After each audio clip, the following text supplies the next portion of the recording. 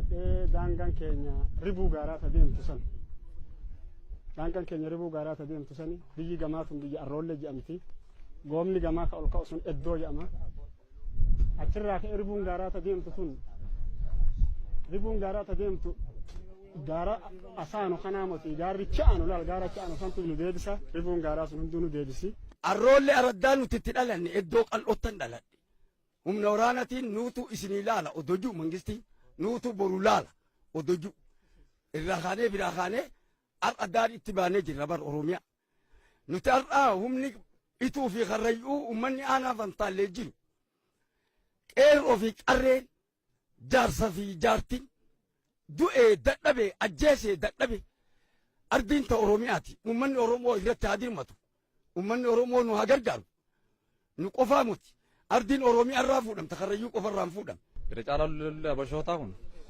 oophan isaa bara mililik irraa ka'e erga bara mililik uummata keenya irratti gadi bu'uureeffate haga har'aa ofamaa jira namni xiyyitiin nu lolu waraana hidhate hoggaa jennu kaabii kaabbatee kaabii keessa taa'ee nu lola nuti biyya sanatti kaabii nama kaabbatee nama lolu hin beenu kaabii bakka akka nuti itti beenu baadimmee bichatti beenu. Meeshaa gugurdaa aga isnaayifariidha nama lolu jechuudha. Fageenyatti laalee mataa dha'ee kasi fuudhu.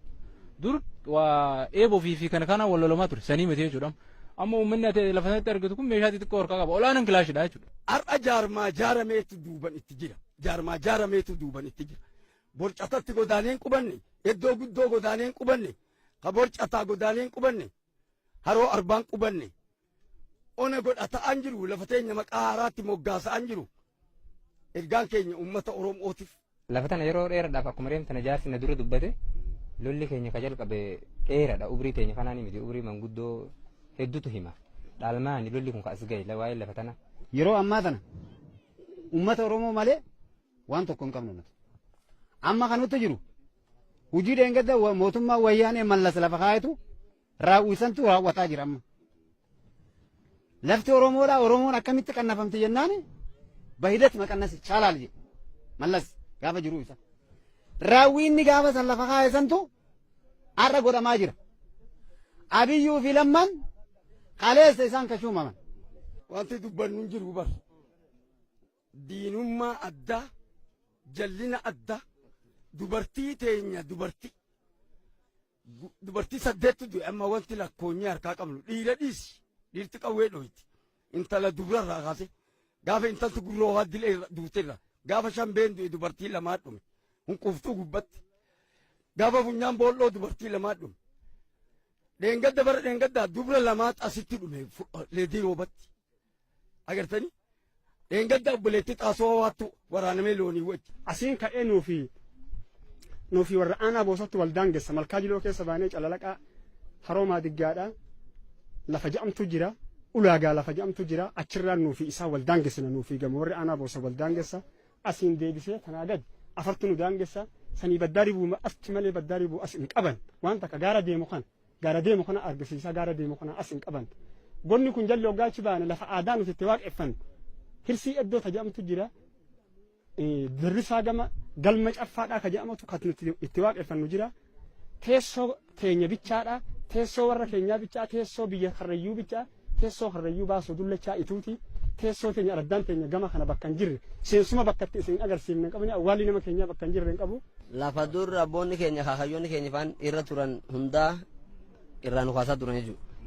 Sababni isaan irraan waasuu danda'aniin gargaarsa mootummaa waan qabaniif jechuudha.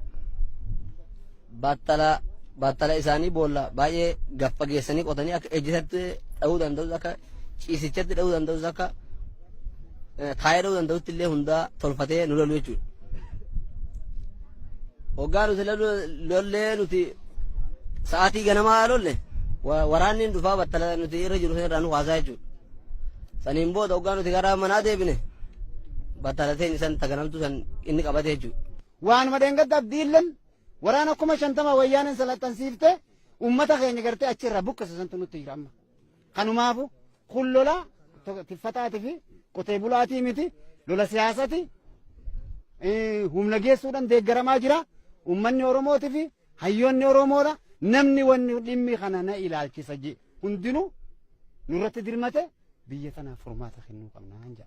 kana wajji wal qabatee amma bifa addaatiin nutti ka'ee jechuudha. Muka hin mura nama ni jeesa lafa immoo irra qubataa deemaa jechuudha. Asiin qorkee lafa jedhamtu sana yaadi keessa dhabne. Iddoo lafa jedhamtu yaadi keessa dhabne beekumsa kiyyaan. Haroo arbaata jedhamtu illee asuma keessa dhabne. Dimokiraasii boodumaa jedha suuta tanan nu jeesan maanuti. Biyya tana keessattuu kan jeese maali? Suuta isinii furraatan. Edaa suuta tana ugaa laallu. Edaa suuta nu gabroomsaa lafa nurraa fudhataa deeman jechuudha dubbiin adii. Amma ganda fantaallee bulgaa ka jedhamu kunoo duuba sanirraa ka'e ganda illii ka jedhamu duuba sanirraa ka'e iddoo warra gadaadhaa asii kun hunduu gallakkisee ka'e ganda kaa ammallee ilmaan roobaa jiloo godaanaa ka jedhamu godaanaa jiloo godaanaa ka jedhamu onni isaanii xaqalaalan hunduu achiisa hundi isaaniitu bakka sanarraa hunduu gallakkisee hunduu ka'e xaqalaalan isaatu. Mootummaan naannoo Oromiyaa hoo humna kadhabu ta'e kuni ummanni Oromoo humnan dhabe jee ummata Oromootiif ergaa haa deebisu. Ummanni Oromoodhaa murtii takka ilaallata. Poolisii Oromiyaa micaa dhalattu bootaa taraafiqa inni eegutti makiinan itti dhufee waraanne qorkee jajjabatti. Agartee tulluu sana duuba dabarte alaabaa fa'aa dhaabbata alaabaa Minilik durii. Agartee nuti amma shakkii hedduu qabna. Wanni isaan sagantaan gaafa san ummanni oppidiyoo gaafa san nu bulchu Oromoon qulqulluun namni bakka agartee aangoo gubbaa taa'ee nu bulchan jiru. Furmaanni keenya tanaan duras bara dheeraa mootummoota dabalan keessa ijaataa turre wanti waan godhame tokkollee hin jiru. Ammallee waan nu godhan jennee mootummaarraa abdii takka hin qabnu. Maal jii bara 27 ka hoogganan kana keessatti mootummaa abee itti jennee manguddoonni kun amma reemta haasaa godhaa turte sun taqaama caffee bira dhiqin hin jirtu. Iddoo amma abbaa duraa fa'aa gaafatanii galmuma teenya tokkotti ol beetaa. Furmaanni takka kan godhame hin jiru. Furmaanni keenya uummanni Oromoo bahaaseensaa kaabaa kibbaa haala jiru kabiyya keessa jiru. Hundi nutti dirmate waraananis deeggarsaanis irra caalaa kaduunin irra sasan duun. Kalee ganam kanaaf waan dubbannu qabnu du'uudhaa fi ajjeesuun agartee amma teenya qofaan ta'u uummata Oromoo geessinatti fakkaate. Ergaan keenya wanti isinitti dhaamu. Maatii xixiqqoo tanaatu dhumaa jira. Ijoollee xixiqqoo kanaatu dhumaa jira. Kuni sanyii duguuggaa sanyiiti. Lolaatuma irraa ga'e. Barnoonni hin jiru lolaatuma ga'e. Gara nyaataa dhugiitiin uummanni kun hongeen gar malee dhooftee jirti. Miidhama guddaa keessa jira. Barri hunduu hongee waraanaa nama biyya sanaa baay'inaan dhibamee hunduu dhukkubsatee hunduu waraanuma ajjeese irra caalaa. Kanaaf irra caalaa waraanatu jeesaa amma immoo miila kana. Bonni gasa malee qabee gara silaa nyaatatiin baay'ee miidhaa jala jira. Kana booda uummanni kun lolli harkaa qaba, bonni harkaa qaba. Horii dhiisii namni waan bishaan afaanitti waan dhugee jiraatu hin qabu. Gargaarsi isin nama fiddan kan amma namni dhuge malee waan takkumaa harkaan qabu namni kun.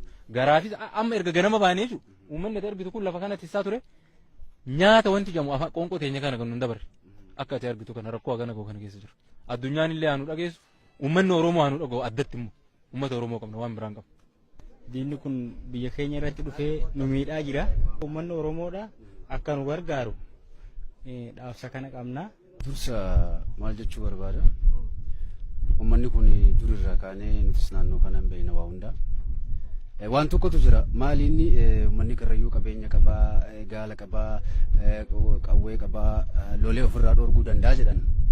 Inni sun garuu har'atti haala yerootti fi haala jiru wajjin ulfaata ta'uu danda'a. Uummanni Oromoo hunduu dargaggeessa keenya baga jiraatta warri raaftanii as geessan baga rabbiin isin jiraachise jiraadhaan mallee. Uummanni Karrayyuu miidhamuu keessan miidhamuu keenya rakkoon keessan rakkoo keenya lafti keessan lafa keenya lafee keenya nuufilleedha. Akka isin cinaa jirru isinitti agarsiisuudhaaf sitan dhufne. Amma habbaa tuffatan ilmoo jalatti dhaanan jedhama maksi Oromoo. Ani ergaan an dabarsu ergaa tokko. Ergaan tokkichi kun uummanni aanaa fantaallee daangaa isaa dhiigan eegattu haga amma dura. Kana eegatti dhiiga namaatiin taphachuun isin ta'u dhiigan eeguun isin ta'u. Daangaa kana seeran mootummaan naannoo irraa jalqabee maga mootummaa federaalatti nurraa seera kabachiisee nurraa dhoowwuu qaba.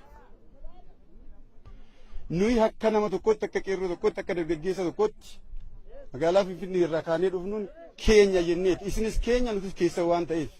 Kanaaf ammallee abdiin kutinaa isin cina jirra. Aga dandeenyeen abbootii qabeenyaa keenyas namni keessi isaa madaa qabuu fi lafti keessan kee kooti jedhee kan amanu ni haasofsiifna.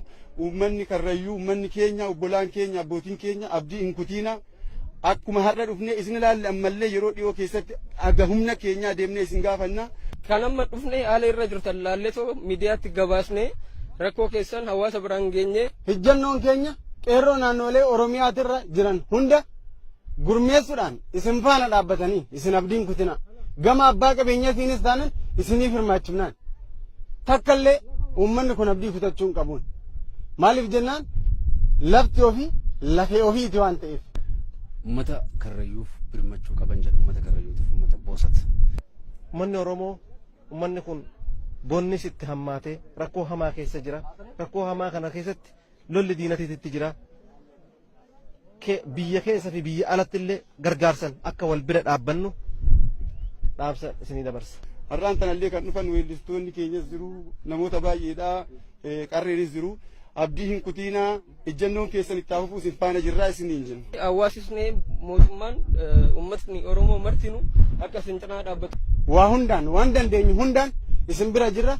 Yeroo itti aanu immoo guyyoota muraasa keessatti artistoonni illee abbaan qabeenyaati illee mootummaan illee akka waan kana dhagee dhufee akka furmaanni itti kennamuuf abdiin qaba. Keessumaa'uu artistoonni gama isin deeggaruutiin yeroo muraasa keessatti deebi'anii ni dhufu. Abdiin qabaanii galatoomna. Qabaannetii miti nus ka deemuu dandeenye hamilemaan kakaanee dhufne galanni isaa ga'u isin arguun waan guddaadha. Namoonni immoo qarqaarsa nu godhan isin jiranii gara bishaaniitiin gara baasii konkolaataa waan adda addaatiin jechuudha. Isaanis galateeffachuu barbaada. Kana dhaamsi koo guddaan nurraa dhoowwuu qaba. Taatanii isin arguu keenyan gaddina waa guddaa miti kan finnee waan xiqqoodha. Kan humni keenya danda'u namoonni xiqqoon nu gargaaranii kan finne wanni guddaan akkuma isin cinaa jirru dhumaatiin keessan dhumaatii keenya akka ta'e miidhaan keessan miidhaa keenya akka ta'e isinitti agarsiisuu fi diinnis tokkummaa keenya akka baruuf. Waan kanarratti dhaabatu osoo hin ta'e wanni kun nuti asii deebinee koree dhaabnee sadarkaa koonsartiitti sadarkaa haga yookiin biyya alaatti goofandii banuutti yaadaa jirra. Yeroo bira milkii fi gammachuu walitti deebina. Daangaa keenya immoo nutu kabachiisa. Ulfaadhaa.